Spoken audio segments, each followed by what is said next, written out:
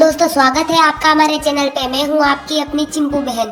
तो आज मैं आपको तारक मेहता का उल्टा चश्मा के एक पैरेलल यूनिवर्स में ले जाने वाली हूं, जहां जेठालाल की किस्मत ने ऐसी पलटी मारी कि साक्षात यमराज भी कंफ्यूज हो जाए। याद है वो कश्मीरी गली गुलाबो जो जेठालाल को अपना पति मानकर बैठ गई थी।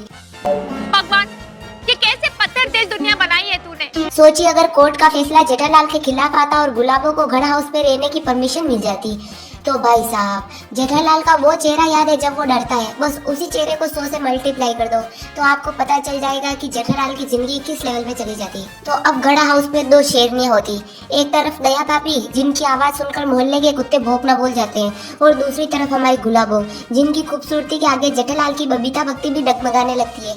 सुबह की शुरुआत होती है और शुरुआत में हम चलते हैं किचन में। दया कहती है टप्पू के पापा फाफड़ा खाओ। गुलाबो कहती है जेठा जी रोगन जोश चखो। जेठालाल की हालत उस सैंडविच जैसी हो गई थी जिसे दोनों तरफ से रोका जा रहा हो। और क्या होता हमारे चंपक चाचा का, वैसे ही वो बुढ़ापे में सटिया चुके हैं, लेकिन सोचिए एक तरफ दया और एक तरफ गुलाबो। मुझे तो लगता है कि चंपक चाचा कान में रुई डालकर ही बैठे रहते हैं। और अब बात करते हैं जेठालाल के दूसरे घर की, यानी गड़ा इलेक्ट्रॉनिक्स की। घर में क्लेश हो तो आदमी दुकान पर शांति ढूंढता है, लेकिन यहाँ तो मामला ही उल्टा था। गुलाबो ने दुकान पर आकर अपना हक जमाना शुरू कर दिया। नट्टू काका और बागा जो पहले से ही पगार बढ़ाने के लिए तरस रहते हैं, गुलाबो के चमचे बन गए, क्योंकि गुलाबो ने उन्हें कश्मीरी सेब खिलाने का वादा जो किया था। नट्टू काका अब जेठालाल से कहते हैं सेठ जी, छोटी सेठानी जी ने कहा है कि दुकान का नाम बदलकर गड़ा एंड गुलाबो इलेक्ट्रॉनिक्स कर दो।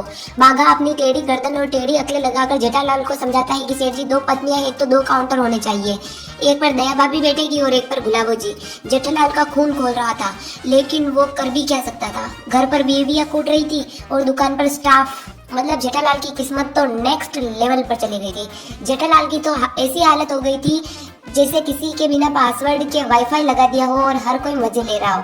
अब आते हैं उस मोड़ पर जहाँ जेठालाल का दिल धड़कता है। बबीता जी, बेचारा जेठालाल एक बीवी के होते हुए तो बबीता जी को गुड मॉर्निंग बोलने के लिए पापड़ बेलता था। अब दो दो पत्नियों की पहरेदारी में उसकी हालत तो ऐसी थी जैसे किसी कैदी पर सीसीटीवी कैमरा लगा दिया गया हो। बबीता जी जब भी बालकनी में आती, दया एक तरफ से थाली बजाने लगती और गुलाबो दूसरी तरफ से कश्मीरी गाना गाने लगती। अब हमारी दया भाभी तो थेरी बोली, तो उन्हें जो जेठालाल बबीता पर लाइनें मारता है उसका कुछ ज्यादा पता नहीं चलता है, लेकिन गुलाबो वो तो मुझे बहुत शातिर औरत लगी और उसको सब पता चल जाता है कि जेठालाल बबीता पर लाइनें मारता है। तो वो तो गुलाबो जेठालाल को पूरे दिन पर कमरे में ही बंद कर देती और वो उस बालकनी को भी तोड़वा देती और बबीता जी को तो जेठालाल के आसपास भटकने भी नहीं देती गुलाबो। और अय्यर भाई की तो चांदी हो गई, वो अब जेठालाल को देखते ही गाना गाते, दो बेबिया और जेठालाल बेचारा। अय्यर ने तो सोसाइटी की मीटिंग में ये प्रस्ताव भी रख दिया कि जेठालाल को अब डबल मेंटेनेंस देना चाहिए, क्योंकि वो दो परिवारों की जगह घेर रहा है। भीड़ जो वैसे ही जेठालाल का दुश्मन नंबर 1 है, उसने तो जेठालाल के घर के बाहर सावधान यहाँ 2 पत्नियों वाला प्राणी रहता है का बोर्ड लगाने की तैयारी कर ली थी। और अब टप्पू सेना का नया वर्जन भी लॉन्च हो चुका है, क्योंकि वक्त गुजरा और गड़ा हाउस में एक और टप्पू आ गया, गुलाबो का बेटा। अब टप्पू सेना में 2 गुट बन गए, एक तरफ दया का टप्पू जो डोबा और गधा शब्द जैसे शब्द सुनकर बड़ा हुआ, दूसरी तरफ गुलाबो का बेटा जो शुद्ध कश्मीरी और उर्दू के शब्दों से हमला करता था। और वो शरारत में जो टप्पू बचपन में शरारतें करता था उससे भी 10 गुना आगे निकला।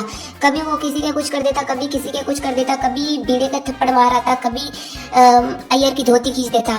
मतलब वो कुछ अलग ही लेवल का बंदा निकला। और टप्पू सेना की मीटिंग में अब क्रिकेट की जगह इस बात पर बहस होती थी कि घड़ा इलेक्ट्रॉनिक्स का अगला मालिक कौन होगा। जेठालाल बेचारा रात को घर आता तो उसे ये डर सकता था कि कहीं बच्चा उसे ही घर से बाहर न निकाल दे। और असली रोस्टिंग तो तब होती है जब बाबूजी इन दोनों पोतों के बीच फंस जाते हैं। टप्पू कहता दादाजी गरबा करो, गुलाबो का बेटा कहता दादाजी कहवा पियो। बाबूजी की छड़ी अब सिर्फ जेठालाल को नहीं बल्कि अपनी किस्मत को कोसने के काम आ रही थी। गड़ा हाउस अब घर नहीं एक न्यूज चैनल का डिबेट रूम बन चुका था, जहाँ हर कोई चिल्ला रहा था और जेठालाल म्यूट बटन ढूंढ रहा था। मतलब जेठालाल की किस्मत एकदम नेक्स्ट लेवल पर पहुंच गई, जहाँ उसके इन मुसीबत का हल तो मेहता साहब भी नहीं ढूंढ पा रहे थे। अब आते हैं क्लाइमेक्स पर।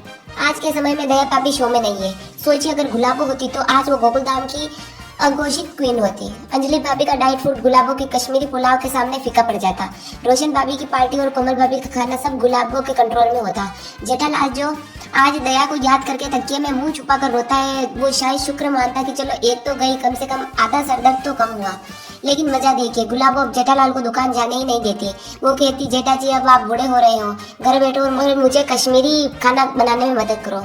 जेठालाल की वो आज़ादी वो बबीता जी से छुप छुप कर मिलना, वो अब्दुल की दुकान पर सोडा पीना, सब एक सपना बन चुका होता।